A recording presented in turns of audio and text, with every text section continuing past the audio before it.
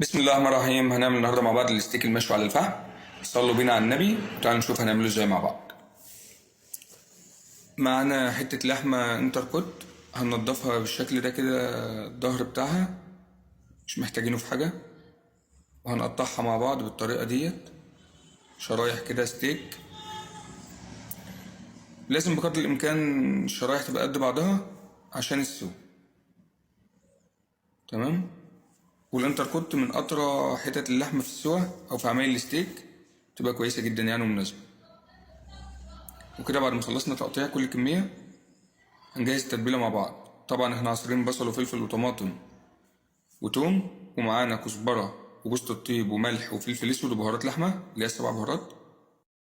هنضيف معانا معلقة كبيرة صويا صوص، ومعلقة كبيرة مستردة، ومعلقة كبيرة كاتشب، وهنقلبهم طبعا مع بعض كويس قبل ما نحط اللحمة بتاعتنا. وهنضيف اللحمة وهنقلبها كويس مع التتبيلة زي ما انتم شايفين مع بعض. وكده بعد ما اتبلت هندخلها التلاجة لمدة ساعتين، وبعد كده هنرصها في شبكة بالطريقة دي.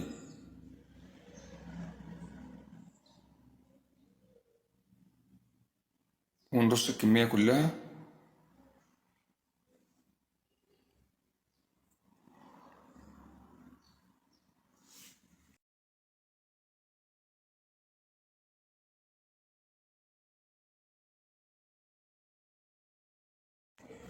وبعد ما خلصنا الكمية كلها في الشبك هنروح بيها على الفحم،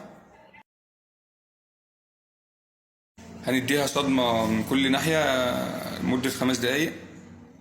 وكده بعد ما خلصت على الفحم خالص، بس هي طبعا لسه مستوتش، هنرصها في صينية فيها بصل وفلفل وطماطم متبلين طبعا. هنرصها بالشكل الجميل ده، وبعد كده هندخلها الفرن لمدة ساعة على نار متوسطة. وكده بعد ما طلعت من الفرن معانا، شايفين الجمال والحلاوة، بسم الله ما شاء الله، والسوا بتاعها والطعم والريحة حاجة جميلة جدا. وألف هنا وشفا.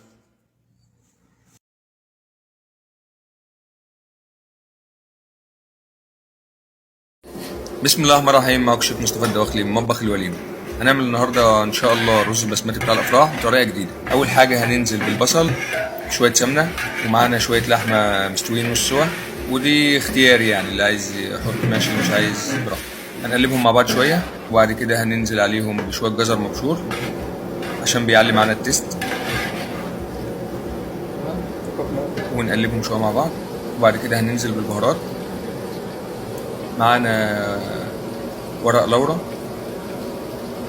وبهارات اللي هي 7 بهارات، وفلفل اسود، وهنقلبهم مع بعض كويس. وبعد كده هننزل عليهم بصلصة طماطم. الرز بتاعنا طبعا غسلينه كويس ونقعينه لمدة نص ساعة. وهننزل دلوقتي بالصلصة وهنقلبهم مع بعض وهنسيبهم شوية. واخر حاجة هننزل بشوربة اللحم. وزي ما انتم شايفين بسم الله ما شاء الله، لون الرز حاجة تفتح النفس، والطعم كمان بسم الله ما شاء الله جميل جدا، وبألف هنا وشفا. ومستنيين استفساراتكم وتعليقاتكم على وصفاتنا. بسم الله الرحمن الرحيم. معاكم الشيف مصطفى الدواخلي من مطبخ الوليمة. هنعمل النهارده مع بعض شيش طاووق. معانا صدر فراخ وبنقطعه مكعبات زي ما انتم شايفين، ومعانا التتبيله بتاعتنا بصل وفلفل وطماطم وتوم. بعد ما ضربناهم في الخلاط ضفنا عليهم شويه خل، شويه صويا صوص، والتوابل بتاعتنا معانا حطينا شويه مستردة وشويه كاتشب، والتوابل بتاعتنا كزبره وبهارات وكمون وفلفل اسود والملح بتاعنا. ونقلب كويس وننزل عليهم بالفراخ. والمفروض ان هي تقعد في التتبيله اقل حاجه 3 ساعات، او لو باتت في التلاجة يبقى احسن. وضفنا علبه زبادي طبعا كنا نسينها. وده الخضار بتاعنا بصل وفلفل الوان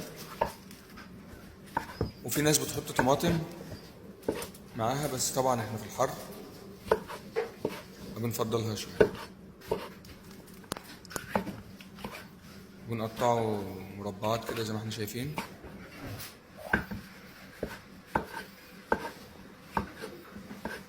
طبعا هنشيش دلوقتي بعد ما نخلص، وهنبدأ نشيشه مع بعض. واحدة فلفل وواحدة فراخ، واحدة بصل، واحدة فراخ، واحدة فلفل كده يعني ايه زي ما احنا شايفين مع بعض. وكده بعد ما كل الكمية خلصت معانا هندخله الفرن على درجة حرارة 200 تقريبا، هياخد من ساعة إلا ربع لساعة. وكده بعد ما طلع معانا من الفرن حاجة بسم الله ما شاء الله. مستنيين استفساراتكم وتعليقاتكم على الفيديو. سلام عليكم.